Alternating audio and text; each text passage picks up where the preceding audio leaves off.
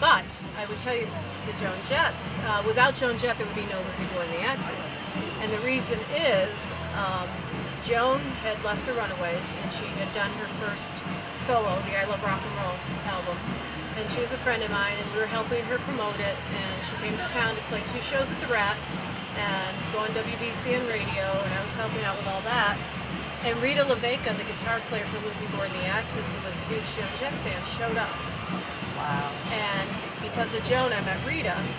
So without Joan Jett and the Rat, there would be no Lizzie Borden and the Axes.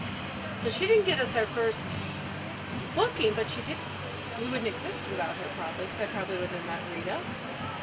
And so she's responsible for that. Yeah, that's it. Fascinating story. I heard another story about you with a chair and what you went through with being an all-girl band. I don't know where you heard this, but it's true.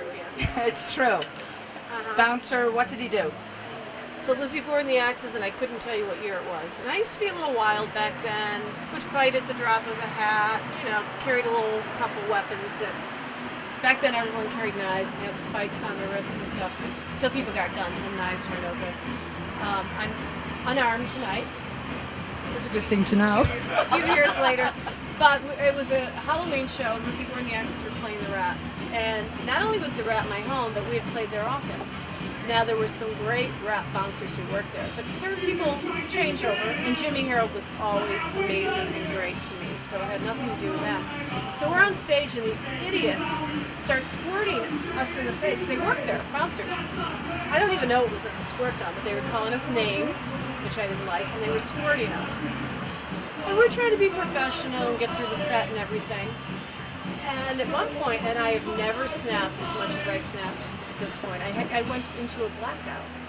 At this point, I was so upset that they were taunting us and squirting us in the face that I don't remember even what I did with my bass. Probably just threw it at somebody. I remember, and I weighed 70, 80 pounds back then, at this height. We all. Yeah, at this height. So I was a skinny little scrappy thing. What I remember is I blacked out. All of a sudden, and the bouncers were big, I'm on top of the bouncers, like on top, hitting them, beating them with a chair, and then I had a knife that was this big, pulled that out. Luckily, my friend Bug Syphloid, Doug Quintel from the Syphloids, all I remember is somebody grabbed me around the waist and pulling me out the back door. And I thought for sure I'd be banned from the Rat. I thought I would never go in there again. Jimmy Harold heard about this. And I thought I was in trouble. He was so mad that these bouncers behaved that way that he apologized. He made them apologize. I think they got fired. We were welcomed back with open arms. So Jimmy did the right thing. Not that I should have blacked out trying to kill anyone, but you know, I can only take so much. Tell me about your experience as far as the difference between now and then for this genre of music. Oh my God, it's totally different. Is it accepted more now? Well, yeah, because things that were considered punk back then aren't even really punky now. You'll hear the Ramones on commercial. Yeah, I like his shirt, Punk's Not Dead. You will hear the Ramones like in ketchup commercials or songs that back then people would be like, oh my God. So, you know, back then it was new, it was cutting edge. We all looked a little different. People would beat us up in Kenmore Square when we leave the Rat because you had the discos getting out, you had the Rat people getting out, you had Lansdowne, and then you had Fenway Park. So there were rumbles every night, pretty much, in Kenmore Square. Music's changed completely because of the web, because everyone has a home studio now, all the digital aspects of it. It's there's so many bands, but less clubs. You know, and it's night and day between what it is now and back then. Well, especially because the Rat had the radio station there for 3 years. Yes, the Rat. Was that an easy avenue for you to promote your music and get it here? Lizzie Borden and the Axes had a hard time being all female because back then people didn't know what to do with all female bands. There were only a couple at that point. A lot of the fans didn't know how to react. People would book us with like the Bristols or other all-female bands because they didn't know what to do. Let's put all the girls together on one night. But as we got popular, and actually video changed things for us, that's what made us popular, is our videos started coming out, and then everyone saw us, and people came from all over, and we were more accepted. So yeah, thank God for our technology these days so that we Right. can get that word Well, out there. when we had our video, not everyone had videos at that point, so it was cutting edge. Now, if you look at our video, it was very cheap looking. Did But you back have then to it was calm down your image? they made us change our image. They make over people and record labels. Broke up bands. They made us change our image. We were young kids from the city. We were a little rough. We would fight, They really wanted us to be girly. They really wanted. I'll have to email you some makeover pictures where you're gonna laugh. We look like clowns, but they really made us over and changed our image, which I wasn't for the better. I don't think. But you're here now, so it's not really a regret. It's a journey. Oh, none of it's a regret.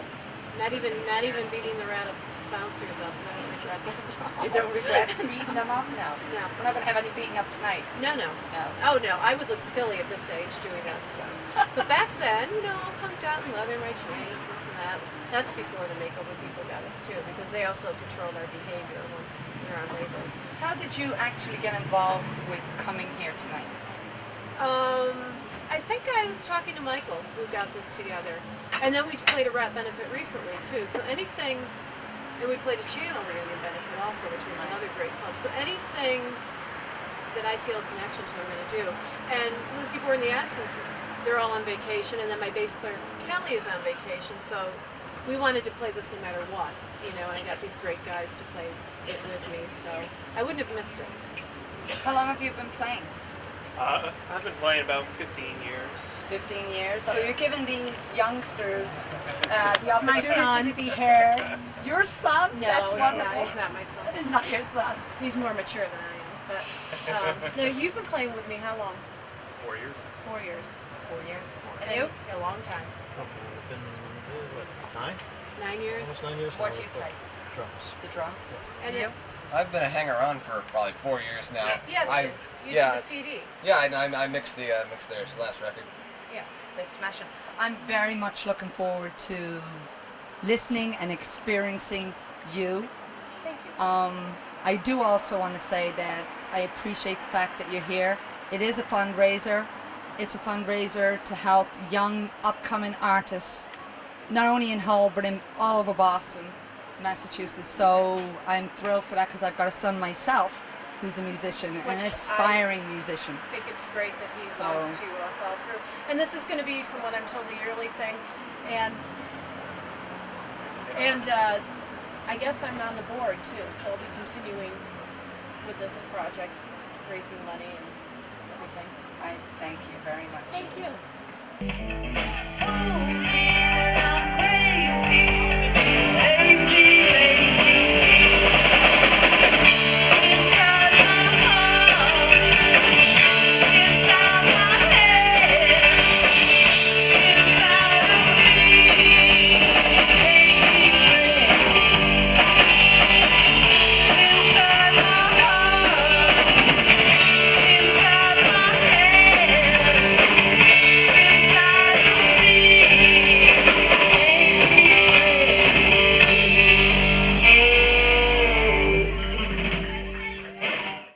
Welcome to the Red Parrot. Tonight is Sunday, the 15th, I believe, of September. And Yvonne is going to interview the legendary Jimmy Harold. Yvonne? Jimmy, I am so blessed to be here with you. You are the original owner of The Rat. The Rat in Boston. So tell me, how did it come about that you ended up owning that club? Well, I bought it from the man who owned it before me when it wasn't the Rat. It was called TJ's. And I ended up buying that back in 1973. And I started the business from there. Now, you were telling me earlier, I think I got it right, that you actually worked there prior to owning it? That I did. I worked there and one of the TJ's, and unfortunately had the unfortunate circumstances of being fired. And well, you know the American story. American Story. American Story, wow. Let me tell you something. How do you feel about tonight? I mean, look at all the bands that have come together, that you've, not only the legendary ones that have become famous, like The Police, Voice and all the rest that you've opened your doors to and allowed them share their talent and their music with. But now this that's occurring here at the Red Parrot, how do you feel about it? Oh, I'm really surprised. It's quite a pleasure to see, the Rat name continued, and it's pretty cool. It makes me I feel uncomfortable, comfortable. It's amazing. To me, it's just amazing. But for the musicians and the people that guess really cared a lot more than most people thought. Can you tell us a few of the bands that were your most memorable performances? I think after the second Rumble we did, when Jay Giles played, it was the most intense night in that room because we had to go a little overtime. And they were a bar band that just knocked everybody dead. You could hear a pin drop and they were ready to play. It was unbelievable. Can you tell me how the spark went off to give you the idea to use your club for this type of venue, this type of music, which was really, it wasn't in style, it wasn't accepted, it was kind of like the looked down upon type of music, the metal and the crazy bands? Well, I think what happened is I sat around, and I've told the story before, that I was at a wedding and talking to people, and I was down the Cape, and the people were doing country western and actually a little Irish stuff. And I said I had a band. They asked me what was going on in Boston, and I said, I got a band. They're so bad, you got to see them. And that was really the start of it. It was just like, that was entertainment. People came to see that. And then it evolved into the punk scene and going forward, new music, and it was just fantastic. Do you stay in contact with many of the bands? I mean, I see that Liz Borden was here tonight, and she rocked, and the Count rocked, and how does that feel to be around those artists that you helped share their talent and their music? Well, I haven't seen a couple of these people in quite some time. It's really nice to see them, and I think it's really nice. And people will come up to me, and I hate to say it, but what's your name? But then I'll remember. They say their name, I'll remember who they are, and what the band they played with mostly. Will you be back next year for our annual Rat Reunion and Scholarship fundraiser? I hope so. I really do. I think this is really a great thing, and especially, the scholarship thing. I think that's a pretty cool idea. Glad that you're a part of it. I think they're going to start playing, so I'm kind of going to cut us short. Have you got anything else that you'd like to end with? No, let's see you here next year. Wonderful. Thank you very much. Jimmy, the legend.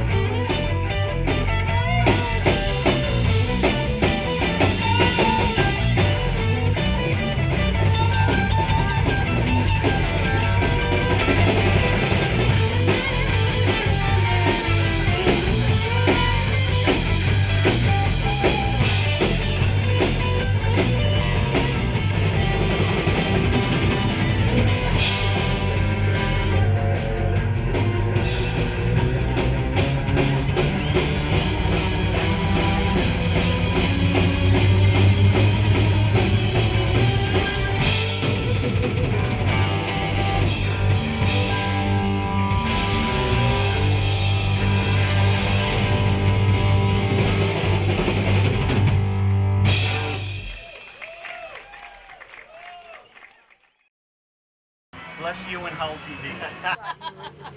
Oh no, you're recording this? Yeah, no, God this forbid. is, what do you, I got something to say. Yeah. I need to say Go. anything else you like to say? is there anything else you'd like to say? It's always the No. no. Oh, you want me to say it? yes. Oh, okay. I'm looking at you. You get a little drifty. I'm like, he's Okay. asking me. Okay, We yeah. could put that on as Yeah. Oh, that's The funny. blooper, the call it blooper the section. blooper, Yeah. No bloopers. Oh, you're That's crushing me. Give me a hug.